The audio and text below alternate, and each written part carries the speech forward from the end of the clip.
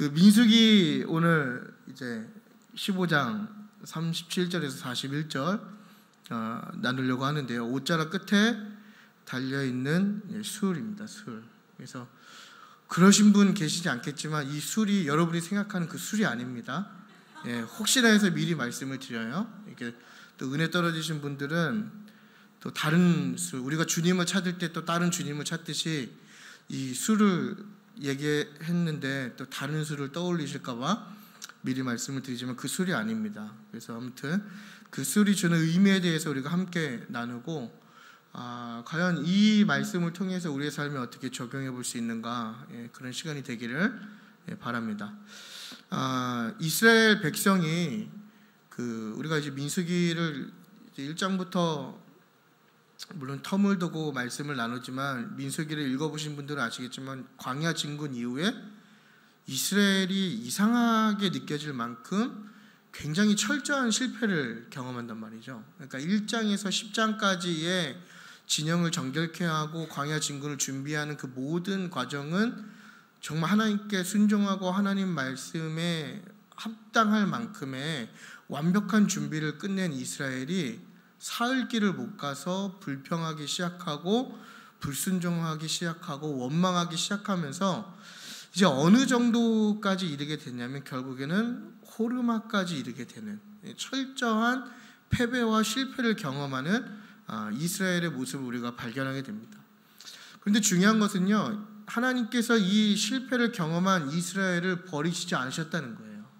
하나님께서 이 광야 진군 가운데 불순종하고 불평하고 원망한 이스라엘을 버리지 않으시고 15장에서 무슨 일이 일어나게 되냐면 가나안에 들어가서 지켜야 될 제사에 대해서 말씀하시면서 이미 들어가 있는 가나안을 전제로 언약갱신을 시켜주신다는 게 굉장히 중요한 포인트거든요. 그러니까 하나님께서는 실패하고 있는 이미 실패를 경험한 이스라엘을 상대로 어떤 패배의 결과를 주시는 게 아니라 하나님께서 약속하신 가나안 땅에 이미 들어간 것을 전제로 언약갱신을 시키고 계시다라는 거예요. 그러니까 이 언약갱신을 통해서 지금 이스라엘을 회복시키시는 장면이거든요. 이게 15장의 내용인데 그 마지막 명령이 뭐냐면 오늘 본문의 37절인 이제 모세에게 말씀하시고 38절에 뭐라고 얘기하냐면 대대로 옷단 귀에, 그러니까 옷단 끝에 술을 만들고 청색끈을 그 귀의 술에 더하라, 이런 명령을 내리시는 거예요. 그러니까 언약갱신을 하시고 나서 마지막 명령으로 뭘 말씀하시냐면 옷단 끝에 하나의 장식을 달라고 명령하고 계시다라는 것이죠. 그래서 우리가 오늘 이것이 주는 의미가 무엇인지 함께 나눌 건데요. 먼저 이 옷자락 끝에 달려있는 술이 뭔가 우리가 알 필요가 있는데 사진을 한번 띄워주시겠어요? 네, 제가 이제 이스라엘 갔을 때 찍은 사진인데요. 이 술이라고 하는 것은요 하나의 장식입니다. 장식. 그래서 옷 끝단에 있는 매듭 같은 장식인데 이게 히브리어로 치치트라고 이렇게 얘기하거든요. 그래서 이게 뭐냐면 고대 근동 지방에 이제 옷에 걸치는 겉옷에 이스라엘의 신앙적 의미를 가미한 것을 치치트라고 얘기해요. 그래서 사각형의 천을 이 겉옷 네 귀퉁이에 이 술을 달게 돼 있거든요. 그래서 저기 사진을 보시면 이렇게 제가 빨간색으로 표시해 놓은 게 이제 치치트인데 저게 오늘날 유대인들이 기도할 때 저걸 항상 뒤집어 쓰고 기도를 드리는 그런 어떤 신앙적 상징이거든요. 그러니까 이스라엘의 모든 성인 남자가 하나님의 계명을 영속적으로 영원적으로 상기하도록 이 네 귀퉁이에 이제 청색끈을 달아놓은 그 명령을 받은 데서 유래한 전통이 바로 이 치치트입니다. 우리나라 말로는 술이라고 얘기하는 것이죠.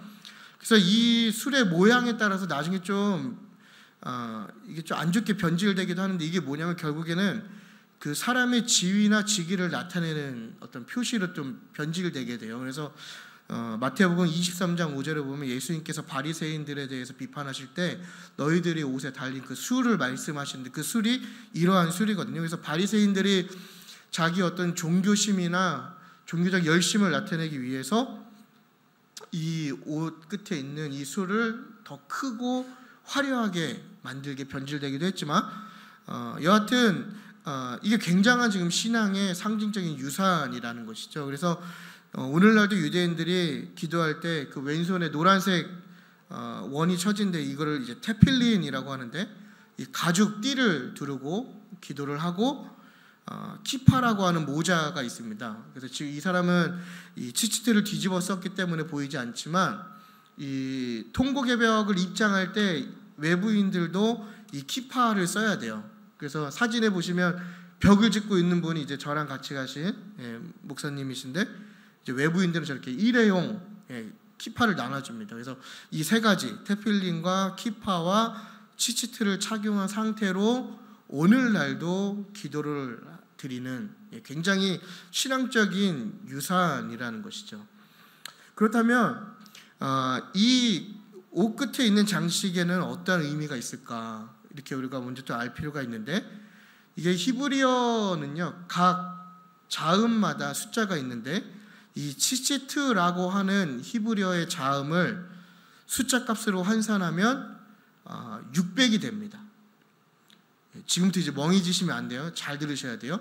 치치트라는 자음 이제 글자 숫자를 이렇게 뭐 제가 간단하게 지금 설명드리지만 그걸 환산하면 600이라는 숫자가 되고 이 치치트에는 8개의 실과 5개의 매듭이 달려 있거든요.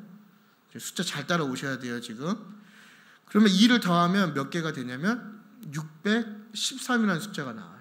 그러니까 치치트에 담겨 있는 숫자는 613인데 눈치가 빠르신 분들은 아시겠지만 토라에서 파생된 율법의 조항이 613입니다. 그러니까 이 치치트라고 하는 장식에 토라에서 파생된 613개의 율법의 그 상징을 담고 있고 이 5개의 매듭 사이의 긴 끈을 또 다른 끈에 7번, 8번, 11번, 13번 이렇게 감아서 만들기도 하는데 이 매듭의 숫자가 하나는 뭘 상징하냐면요 야훼를 가리키는 히브리어 자음의 숫자들이에요. 그리고 또 하나의 숫자는 뭐냐면 하나라는 의미의 뜻입니다. 그러니까 이 얘기는 뭐냐면 이 치치트라고 하는 이 술에는 613개의 율법도 상징하고 있지만 또 하나의 의미는 뭐냐면 하나님은 한 분이시다. 그러니까 쉐마 이스라엘 그 신명기의 말씀을 지금 상기시키고 있는 것이죠. 그러니까 이 옷은 그냥 단순한 겉옷이나 장식을 넘어서서 하나님의 계명을 기억하게 하고 여호와 하나님은 한 분이시다라고 하는 유대 신앙의 중심 교리가 담겨져 있는 장식인 것이 바로 우리가 오늘 나눌 술입니다. 술. 그래서 하나님께서 가끔 우리 인간들에게 영적으로 중요한 의미를 물리적으로 상기시켜 주시기도 하시죠.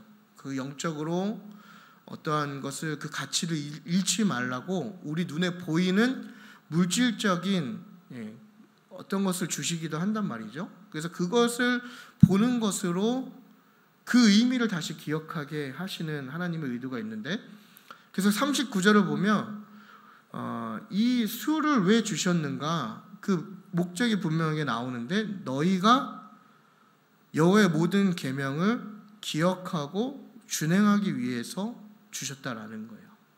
그러니까 하나님이 이 술을 왜 주셨는가 바로 기억하라 이거예요. 그러니까 너희가 이 장식을 보면서 나의 계명과 내가 한 명이라는 것, 내가 한 분이라는 것을 너희가 기억해야 된다. 이렇게 얘기하는 것이죠. 그러니까 우리는 지금 이 의미를 모르기 때문에 그냥 뭐 유대인들이 저렇게 뒤집어 쓰면 그냥 뒤집어 썼는가 보다. 뭐 이렇게 우리가 뭐 이해할 수 있지만 이 유대인들의 입장에서는 이 치치트를 보게 되면 하나님이 먼저 떠오르게 되는 것이죠. 저 술들을 보면서 맞다. 하나님께서 야훼께서 한 분이시다. 유일신이신 하나님이 먼저 떠오를 것이고 두 번째는 이 민수기 16장의 말씀이 떠올랐겠죠. 39절에 보면 방종하게 살지 말고 또 자신의 마음과 보이는 것에 따른 욕심대로 살지 말고 또 음행하지 말면서 살아야 되겠다. 이러한 의미를 되새겼을 거란 말이죠. 그러니까 거룩하게 살아야 되겠다. 이렇게 떠올랐을 거예요. 그러니까 우리의 삶에도 하나님께서 주신 이 술이 있다라는 거예요. 그게 어떤 부정적인 결과이든 긍정적인 어떤 흔적이든 하나님께서 분명히 우리와, 그러니까 나와 하나님과의 개인적인 관계 속에서 하나님을 기억할 수 있는 이 술을 주셨다라는 것입니다. 그러니까 여러분 잘 떠올려 보세요. 과연 여러분의 삶 가운데서는 무언가를 바라볼 때 하나님을 떠오르게 하는 이 치치트가 있는가? 분명히 있을 거거든요. 제가 종종 하는 간증인데요. 저는 이제 제가 하나님께서 제 삶을 온전히 책임지신다라고 하는 것을 경험하기 전까지 저는 정말 돈을 사랑하고 정말 돈을 갈망하고 돈을 우상으로 여겼던 사람이었거든요. 그래서 중학교에 올라가고 나서부터 한 번도 쉬지 않고 일을 했던 것 같아요. 그러니까 오직 그냥 돈을 벌어야 된다는 생각. 그런데 그 우상을 내려놓도록 하나님께서 많은 상황들을 만드셨거든요.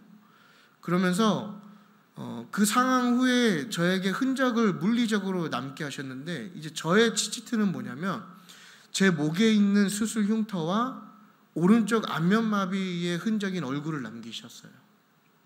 그러니까 저는 물론 사역자지만 저도 연약함이 있겠죠.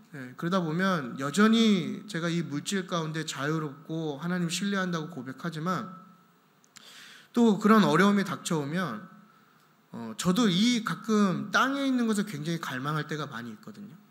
굉장히 원하고 굉장히 그런 것들을 추구하고 어쩔 때는 저도 모르는 사이에 하나님보다 더 사랑할 때가 있는데, 그때마다 이제 제가 이 흔적들을 보면 뭐가 떠오르냐면요, 하나님께서 나를 그렇게 인도하셨지, 이게 떠오르는 거예요. 제 목에 있는 흉터나 좀 부정확한 제 오른쪽 얼굴을 보면 저는 하나님이 떠오르거든요. 맞다, 그때 내가 정말 돈을 우상으로 섬겼을 때 그런 것들을 다 내가 내려놓게 하시고 나를 인도하신 하나님이 계셨지라는 것을 저는 이제 제 삶의 간증은 그거예요. 제 치치트는 이 두 가지거든요. 그러면서 어떠한 역할을 하게 되냐면 하나님을 떠올리게 되고 다시 그 실수를 반복하지 않는 역할을 하는 것이 저의 이 두 가지 상징인데, 결국에는 오늘 본문에 등장하는 이 옷자락 끝에 달려있는 술이라는 것이 바로 이러한 물리적인 역할을 하는 거예요. 그러니까 이스라엘 백성들을 다시 하나님께 되돌릴 수 있는 역할을 하는 것이 바로 이 술이라는 것입니다. 그렇다면 이 옷자락 끝에 달린 이 술이 우리에게 주는 의미가 무엇일까요? 우리가 두 가지만 알아보기 원하는데요. 첫 번째는 이 술을 통해서 우리에게 의미하는 것은 평상시에도 예배의 삶을 살라는 것입니다. 평상시에도 예배의 삶을 살라는 것입니다. 그래서 이 오늘 본문인 37절 말씀 이전에 어떠한 사건이 있었냐면요, 이게 32절에서 36절 말씀인데, 안식일에 나무를 한 사람을 이제 진영 밖으로 끌어내고 돌로 쳐 죽이라는 명령이 나오게 돼요. 그러니까 안식일을 범한 사건이 나오게 되거든요. 근데 이것이 그냥 단순하게 우리가 성경을 읽을 때 안식일을 범한 사건이 있었고 그 다음에 이 술을 이야기하는 것이 아니라 이 술을 말씀하신 이전에 이 안식일의 사건이 있었다는 것을 우리가 주목할 필요가 있다라는 것이죠. 그러니까 단순히 나무를 했기 때문에 안식일을 어겼기 때문에 죽었다는 것이 아니다라는 거예요. 그러니까 이 나무를 한다는 것은 그냥 단순한 노동 이전에 자신이 먹고 마시는 모든 일을 상징적으로 지금 의미하고 있는 거거든요. 그러니까 이 얘기는 뭐냐면 나무를 한다는 행위는 자기의 삶을 의미하는 거예요. 그러니까 나무를 했다라는 것은 내가 살기 위해서 무언가 했다라는 거예요. 우리의 삶도 마찬가지지 않습니까? 우리의 삶이 하나님이 우리를 인도하시지만 그래도 우리의 삶을 영위하기 위해서는 우리가 해야 될 영역이 있는 거잖아요. 그런 것처럼 우리의 삶을 그렇게 사는 것처럼 나무를 한다는 건 그걸 의미하는 것인데, 동시에 이 안식일이라고 하는 것은 이 모세오경에서 굉장히 중요한 모티브인데, 여러분 창조는 6일째 완성이 되거든요. 창세기 다 읽어보시면 아시겠지만 6일째 모든 창조가 끝나요. 그런데 그 6일 끝에 창조의 목적과 의미가 어디에 있냐면 7일째 안식에 있다라는 거예요. 우리가 이 안식의 개념을 조금 잘 알아야 되는데, 이 안식이라는 것은요, 단순히 쉼의 개념을 넘어선다라는 거예요. 그러니까 우리는 뭐 안식하셨다 하면 쉬셨다, 하나님께서 쉬셨다, 이러한 개념을 갖고 있는데, 그냥 단순한 휴식의 개념을 넘어서 그 안식에 뭐가 이루어져야 되냐면 하나님의 임재와 하나님의 모든 피조물들 간에 언약의 성취가 이루어지는 것이 안식이다라는 거예요. 단순한 쉼이 있는 게 아니라 그 가운데 모든 관계 속에서 언약 성취가 이루어져야 되고, 또한 모든 인류와 모든 피조물들이 회복돼야 되는 때가 바로 이 안식의 개념이거든요. 그러니까 안식일을 지킨다는 것은 토요일 하루를 넘어서는 의미인 거예요. 그러니까 하루만 지키는 것이 안식이 아니라 삶이 하나님과의 언약 관계가 되는 게 이 안식의 개념입니다. 그러니까 우리에게 적용해 보면 일요일만 주일이 아닌 거죠. 결국엔 우리의 모든 삶의 순간순간이 하나님과의 언약 관계로 이루어지는 것이 바로 이 안식의 개념이다라는 거예요. 그러면서 이것에 대한 것이 바로 제사장 나라와 거룩한 백성으로서의 가장 최대의 의무이고 목적이 된다라는 것이죠. 그러니까 결국에는 안식이라고 하는 것은 뭘 얘기하냐면요, 우리에게 주는 의미는 나의 삶의 목적이 하나님을 예배하는 삶이 되어야 된다라는 거예요. 근데 그 예배가 단순히 하루의 예배가 아니라 매 순간의 예배가 되어야 된다라는 것이죠.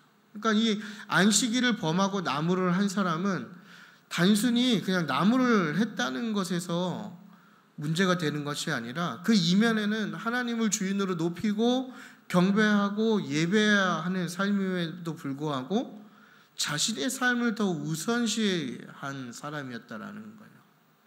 그러니까 이것은 결국에는 언약 백성의 본분을 잊어버리는 것이죠. 그러니까 저와 여러분도 마찬가지입니다. 우리가 우리의 삶 가운데에 이 언약 백성의 본분을 잊어버리는 거, 그러니까 하나님 예배하고 하나님 경배하고 하나님께 더욱더 나아가는 것을 우리가 잊어버릴 때 우리의 삶의 목적이 많이 틀려버리게 되어버리는 것이죠. 그러니까 하나님과의 참된 안식을 누릴 수가 없는 거예요. 그래서 우리의 삶을 보면요, 언젠가부터가 우리가 느끼지 못하지만 다 그러지 않습니까, 여러분? 결국에는 하나님께 집중되지 못하고 나의 삶이 우선시 될 때 하나님과 우리와의 관계 속에서 안식이 깨어져 버리기 시작하는 거예요. 그럼 그 안식이 깨어질 때 우리에게 어떤 반응이 일어나죠? 예배가 깨어지게 되는 것이고 관계가 깨어지게 되는 거예요. 그러니까 우리가 조금 더 고차원적으로 생각할 필요가 있는 거예요, 여러분. 매번 우리가 예배를 드릴 때 뭔가 하나님께 바라고 우리가 원하는 소원을 이루어지기만을 가지고 나온다는 것은 이 참된 안식의 개념을 우리가 깨트리고 있는 것이죠. 그러니까 우리가 하나님과의 참된 안식이 어디에서 이루어지느냐? 결국에는 하나님을 예배할 때 그것이 이루어진다라는 거예요. 그래서 이 언약 관계를 깨트리는, 안식을 깨트리는 사람들이 어떠한 결과를 맞이하게 됩니까? 35절을 보면 진영 밖에서 죽일지라. 이 진영 밖이란 것은 어디입니까? 하나님이 계시지 않는 곳. 죽일지니라는 것은 영원히 끊어진다는 얘기잖아요. 그러니까 결국에는 하나님과의 예배 관계가 깨어질 때 그 사람이 받게 되는 결과는 뭐냐면 하나님과의 철저한 단절을 경험하게 된다는 거예요. 그러니까 이러한 단절의 배경 속에서 오늘 그 뒤에 이제 본문인 수를 통해서 너희가 이러한 것에 다시 실수하지 않도록 안식일을 범한 사건을 기억하라는 의미로 이 수를 주셨다라는 거예요.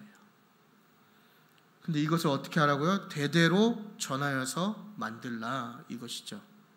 그러니까 평상시에도 너희가 예배의 삶을 살 수 있도록 평생 기억하라 이걸 얘기하는 거예요. 그러니까 하나님께서 굉장히 일상적인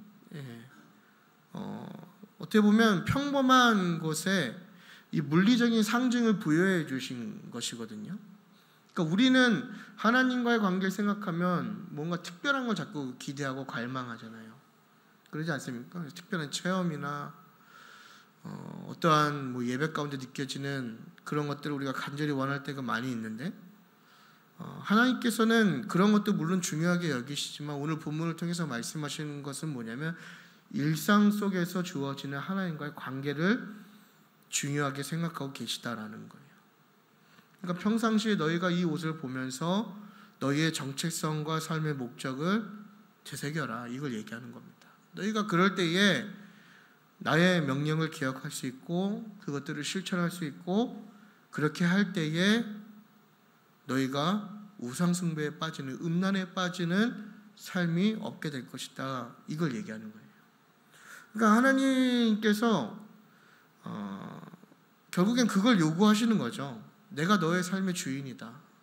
그러면서 동시에 뭘 얘기합니까? 늘 너희는 예배하는 자가 되어야 된다라는 거예요. 또 여러분 삶 가운데 어떻게 하나님을 예배하고 계십니까? 우리가 그것을 하나님께서 잊지 말라고 지금 우리에게 굉장한 요청을 하고 계신 것인데 우리가 우리의 삶을 돌아보면 우리가 항상 예배자로 살지 못할 때가 많이 있다는 것이죠. 그것을 잊어버리고 그 본분을 잊어버릴 때가 많이 있다는 거예요. 그러니까 결국에는 삶의 양식이 중요한 것이거든요.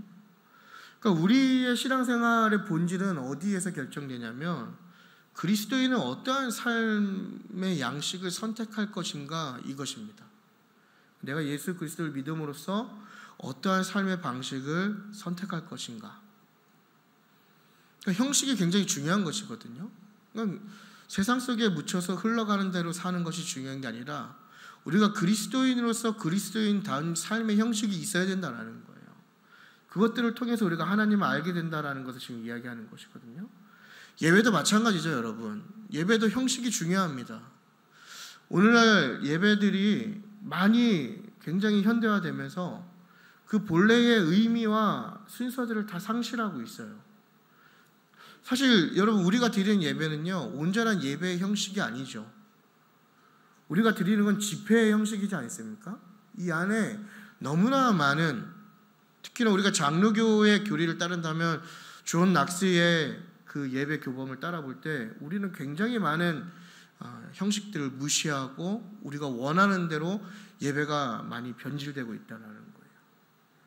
그러한 형식들이 당연히 그냥 보여지는 것을 의미하는 것이 아니죠. 하지만 그것들이 변질되는 것의 의미는 어디에 있냐면 우리의 어떤 의도가 그것들을 변질시키고 있다는 거예요.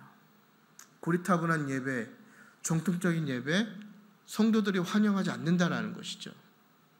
그러다 보니까 우리가 우리나라의 부흥기를 이끌 때 어떠한 형식이 유행을 하게 됩니까? 집회 형식이 유행하게 되면서 뭔가 예배 가운데 감동이 있어야 되고 지는 어떤 울림이 있어야만 그것이 예배라고 하는 잘못된 생각들이 있고 그러다 보니까 하나님을 예배하는 게 아니라 나의 만족과 어떤 나의 유익을 추구하는 예배로 변질되고 있다는 거예요. 그러니까 우리가 여러분 매번 드리는 예배지만 우리가 잘 생각할 필요가 있는 거예요. 이 양식에 대해서, 이 형식에 대해서. 우리의 삶도 마찬가지지 않습니까? 이 그리스도인들 중에 저는 이분화된 분들을 굉장히 많이 봐요. 주일은 거룩한 하나님의 백성의 모습을 띠고 있죠. 하지만 교회 문을 나서게 되면 전혀 그리스도인과 어울리지 않는 삶은 사는 분들을 굉장히 많이 보고 듣게 돼요. 다 우리 얘기지 않습니까, 여러분? 예. 거의 뭐 주일에 여기서 우리가 열심히 예배 드리지만 나머지 6일은 하나님과 전혀 관계없는 백성으로 살 때가 많이 있잖아요. 그러니까 하나님께서는 결국에는 이 수를 통해서 이 상징을 통해서 우리가 세상의 욕심과 이 방탕한 풍조와 음란의 문화 속에서 구별되어 예배자로 살아가기를 요청하고 계신 거예요. 그러니까 이 술이 주는 의미는 무엇이냐? 예배자의 삶을 잊지 말아라 이거예요. 그러니까 저와 여러분이 어떠한 삶을 살아야 그 목적에 맞는 삶이 되겠습니까? 하나님을 예배하는 삶이 되어야 되는 거예요. 그러니까 여러분 2025년도에는 우리의 예배가 조금 회복되었으면 좋겠습니다. 근데 그것이 회복된 첫걸음이 뭐냐면 제발 하나님께 뭐 좀 구하지 않았으면 좋겠어요. 구해야죠, 물론 없기 때문에. 하지만 그것이 전부가 되지 않기를 바란다는 거예요.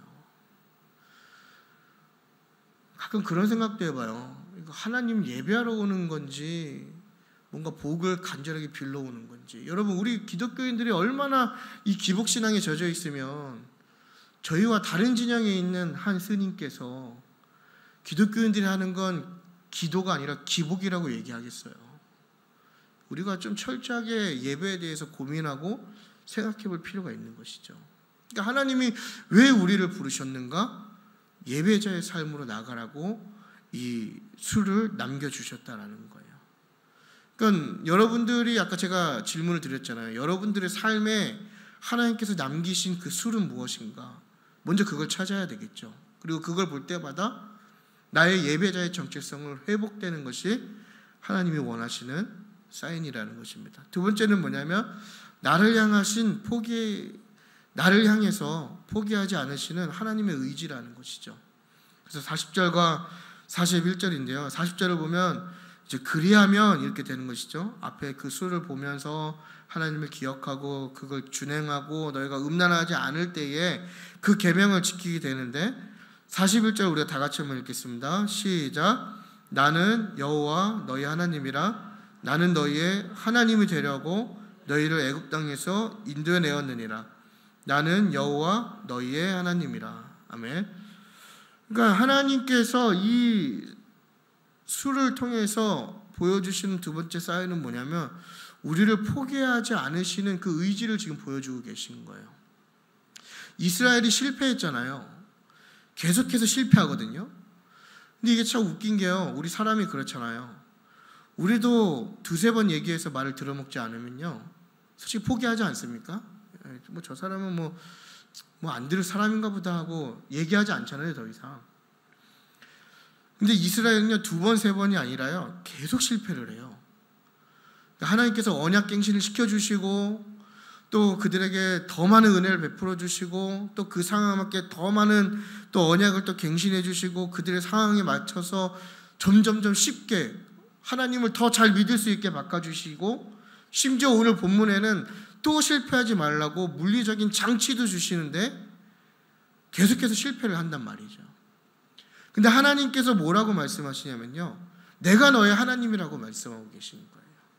계속해서 실패하는데 그런 이스라엘 백성을 하나님께서 버리시는 게 아니라 뭐라고 말씀하시냐면요, 내가 너의 하나님이 되기를 원한다라고 지금 말씀하시는 거거든요.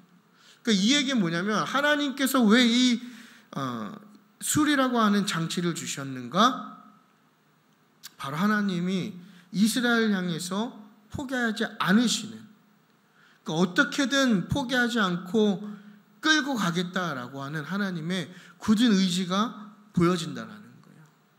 그러니까 저와 여러분의 삶에 하나님이 이 술을 남겨주셨다는 것은 우리의 실패 가운데에서도 하나님이 우리를 포기하지 않으신다는 거예요. 여러분, 우리가 얼마나 많은 실패를 경험합니까? 우리가 2024년도 사실 뭐 저도 가장 부끄러운 사람이지만 예배를 놓고 고백해 보면요, 우리가 과연 하나님 앞에 드리는 예배 가운데에 우리가 얼마나 온전한 예배를 몇 번이나 드렸으며 우리가 그 예배 앞에 몇 번이나 성공하겠어요? 저 여러분이 헌신하고 특히나 우리가 예배팀 가운데 하나님 앞에 예배하면서 준비하면서 나아갈 때에 우리가 2024년도 매번 반복해서 찬양하고 예배하고 그 찬양을 하나님께 올려드리지만 과연 하나님이 그 찬양을 기뻐 흠양하실 만한 우리의 삶과 준비가 얼마나 되었냐라는 거예요. 우리는 다 실패하잖아요. 우리의 관계는 계속해서 실패하는 거예요. 우리의 예배도 실패하고 관계도 실패하고 삶도 실패하고 우리의 신앙의 모든 부분이 다 실패하는 거예요. 우리의 마음은 매번 변질되고 움직이잖아요. 하나님의 은혜를 받을 때는 막 기뻐하면서 힘을 냈다가 그 은혜가 떨어지면 하나님께 불평하고 원망하고 하나님께 다른 마음을 내어놓는 이스라엘 모습이 바로 우리의 모습이지 않아요? 근데 그러한 실패, 어떻게 보면 2024년도 1년의 실패일 수 있지만 저와 여러분이 태어날 때부터 지금까지 신앙생활을 했다면 일생 가운데 그 많은 실패에서도 하나님이 여전히 우리를 포기하지 않고 계시다라는 거예요. 그래서 포기하지 않기 위해서, 너희가 또 실패하지 않기 위해서 남겨주신 것이 무엇이냐? 바로 이 술이라는 것입니다. 술. 그러니까 너희가 이 장치를 통해서 나를 기억하라는 거예요. 너희의 정체성을 기억해라. 너희 하나님을 기억하고 너희의 본분이 무엇인지 기억해라, 이걸 말씀하시는 거거든요. 그래서 하나님이 뭐라고 말씀하십니까? 그것을 다 지킬 때 너희를 거룩하다라고 얘기하는데, 여러분, 거룩은요 하나님 임재의 전제 조건입니다. 이거 꼭 기억하셨으면 좋겠어요. 거룩이라는 건요, 우리가 뭐 경건한 삶을 산다고, 큐티하고 말씀 읽는다고 뭐 그렇게 해서 경건이 이루어지는 게 아니거든요. 그것이 거룩이 아니다라는 거예요. 거룩이라는 것은 여러분, 이 하나님 임재의 전제 조건인데, 왜 우리가 이 거룩한 삶이 되어야 되느냐? 하나님께서 임재하시기 위해서 우리가 거룩해져야 되는 거예요. 그래서 민수기 1장에서 10장까지 그 많은 분량을 할애해서 광야 진군 이전에 하나님께서 무엇을 하십니까? 진영의 거룩을 하시고 정결의 의식을 주시고, 왜 그렇게 하신 거예요? 하나님의 임재를 위해서 하신 거예요. 그러니까 오늘날 우리에게는 거룩한 삶이 왜 요구되느냐? 마찬가지인 것이죠. 왜 우리가 거룩하라고 해야 되는 거예요? 우리가 하나님이 우리와 함께하고 싶으시기 때문인 거예요. 하나님이 우리와 함께하고 싶으셔도 우리가 거룩하지 않으면 하나님이 우리와 함께하실 수 없는 거예요. 그러니까 하나님이 이 수를 통해서 이것들을 계명을 기억하고 준행하라고 말씀하시잖아요. 그래서 그거에 대한 준행한 결과가 뭐예요? 거룩한 자라고 내가 너를 부르겠다라고 말씀하시는 거잖아요. 결국엔 이것이 뭘 얘기하는 겁니까? 너희가 거룩하게 될 때 내가 너희의 삶 가운데에 임할 것이다, 이걸 얘기하는 거예요. 그러니까 하나님이 영원히 함께하고 싶으시다는 거예요. 저와 여러분이 매번 실패하고 매번 깨어지지만 그럼에도 불구하고 하나님은 우리와 영원히 함께하고 싶으시기 때문에 그 함께하고 싶은 방법을 제시하고 계시다라는 거예요. 그래서 왜 그렇게까지 하느냐? 41절에 아까 읽었죠. 너희의 하나님이기 때문에. 그러니까 너희의 하나님이라고 해서 이게 이스라엘의 하나님을 뭐 의미하기도 하지만 이 말뜻에서는 이제 개인의 하나님을 포함하기도 하거든요. 그러니까 왜 이렇게 하시는가? 나의 하나님이기 때문에 그러신 거예요. 그러니까 저와 여러분의 삶 가운데 왜 이러한 수를 남겨주셨느냐? 바로 하나님이 나의 하나님이기 때문에 그런 거예요. 여러분의 하나님이고 저의 하나님이고. 그러니까 이 수를 통해서 실패하지 않도록 붙들어 주시는 거예요. 계속해서 기회를 주시는 거거든요. 왜냐? 우리를 포기하고 싶지 않으신 거예요. 사실 여러분 뭐 그렇잖아요. 저도 이제 자녀를 키우다 보면요, 말 너무 안 들어먹거든요. 그러면은 진짜 이렇게 포기하고 싶은 마음이 많이 들지만 가끔 이제 그럴 때 하나님 마음을 깨닫게 되는 것 같아요. 포기하고 싶지만 포기하지 않는 방법을 계속해서 찾게 되는, 하나님도 그러실 것 같아요. 우리의 실패를 보면서, 그죠? 참 이 교회 안에서의 모습과 또 다른 삶을 사는 우리의 모습을 보면서 하나님께서 얼마나 많이 실망하시겠어요, 사실. 근데 그럼에도 불구하고 우리를 포기치 않으시고 우리가 조금 더 쉽게 하나님께 나아올 수 있도록 그 길을 계속해서 열어주고 계시다라는 거예요. 그러니까 하나님의 인도하심과 은혜를 우리가 매번 경험하지만 우리는 그걸 계속해서 잊잖아요. 그러니까 사실 우리는 버림받아도 또 벌받아도 전혀 문제를 제기할 수 없는 존재라는 것이죠. 하지만 그럼에도 불구하고 여전히 우리를 포기하지 않으시고 그 의지를 꺾으시지 않기 때문에 저와 여러분이 오늘도 이 자리에 있는 거 아니겠습니까? 그러니까 이것이 바로 옷깃에 달린 술이 주는 하나님의 은혜이고 하나님의 의지이고 하나님의 사랑이다라는 것을 우리가 기억할 필요가 있는 것입니다. 그래서 결론인데요, 이 옷깃에 달린 술을, 그러니까 그러니까 그 옷을 입었다고 하나님의 백성이 되는 것은 아니겠죠. 그러니까 마찬가지로 저와 여러분이 그러한 사인이 있다고 해서 우리가 온전히 하나님을 기억하는 것은 아니다라는 거예요. 그러나 그 수를 보면서 하나님의 말씀을 기억하고 그 말씀을 지켜 행할 때 하나님의 백성이 된다라는 것을 기억하시기 바랍니다. 간혹 어떤 분들을 보면요, 너무나 과거의 은혜에 사로잡힌 분들이 계세요. 그래서 이제 저도 뭐 우리 교회 분들을 많이 만나기도 하지만 이제 간혹 또 다른 교회에서 사역하는 사역자들이나 성도분들과 얘기를 할 때, 이제 신앙적인 얘기를 할 때 저는 딱 첫 마디 두 마디에 제가 예전에 이렇게 시작하면요, 좀 죄송한 말씀이 좀 귀를 닫아버려요. 네, 좀 극단적으로. 앞에서는 그러세요 뭐 이렇게 하기도 하지만 사실 전혀 새겨 듣지 않아요. 그런 분들 특징은 뭐냐면요, 현재가 굉장히 엉망이다라는 거예요. 과거의 술에 굉장히 사로잡혀 계세요. 과거의 은혜에 굉장히 사로잡혀 있는 것이죠. 그래서 제가 예전에는 이러한 것도 경험했고요, 제가 뭐 예전에 이러한 은혜도 받았고요, 이러한 축복도 받았고요, 제가 예전에 하나님께서 저에게 이러한 사인도 주셨어요. 근데 지금은 전혀 형편없는 모습으로 살아갈 때가 많이 있다는 것이죠. 과거의 술은 중요하지 않는 거예요. 그 술을 보고 우리가 지금 현재 여기서 하나님의 말씀을 떠올리고 하나님의 말씀대로 살려고 결단할 때 그것이 우리에게 살아있는 의미로 다가온다는 것입니다. 뭐 저도 마찬가지지 않겠습니까? 제가 안면마비가 흔적이 남은 거, 이 수술 자국이 있는 걸 보고 과거에 그랬었지 한다면 이것은 그냥 흉터에 지나지 않는 거예요. 하지만 저는 이걸 볼 때마다 저의 연약한 가운데 역사하셨던 하나님을 간절하게 떠올리거든요. 정말 막막할 때마다 저를 인도하셨던 하나님을 이 상처와 이 흔적을 보면서 떠올리거든요. 그러니까 하나님께서 원하시는 건 바로 그거예요. 각자에게 술을 주셨는데 그게 어떻게 보면 은혜일 수도 있고 저처럼 어떤 사인이나 흔적일 수도 있고 어떤 기억일 수도 있는데, 중요한 것은 뭐냐면 지금을 기억하라는 거예요. 현재 지금 여기서 역사하시는 하나님을 떠올리라는 것이죠. 그러니까 우리는 너무나 망각의 동물이잖아요. 그래서 하나님을 너무나 쉽게 잊어버려요.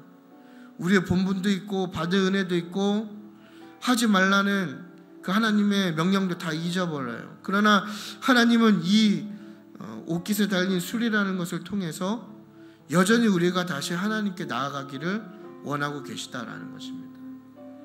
과거에 머무르지 말라는 것이죠. 그래서 하나님이 우리에게 뭐라고 말씀하시는 거예요? 매 순간 하나님을 예배하고 우리를 포기하지 않으시는 하나님의 그 의지와 은혜에 어울리는 구별된 삶으로 나아가라는 것입니다. 그래서 여러분, 우리가 이제 2025년도 이제 1월 이제 중반을 좀 넘어갑니다. 시간이 또 굉장히 빠르게 흘러가는데요.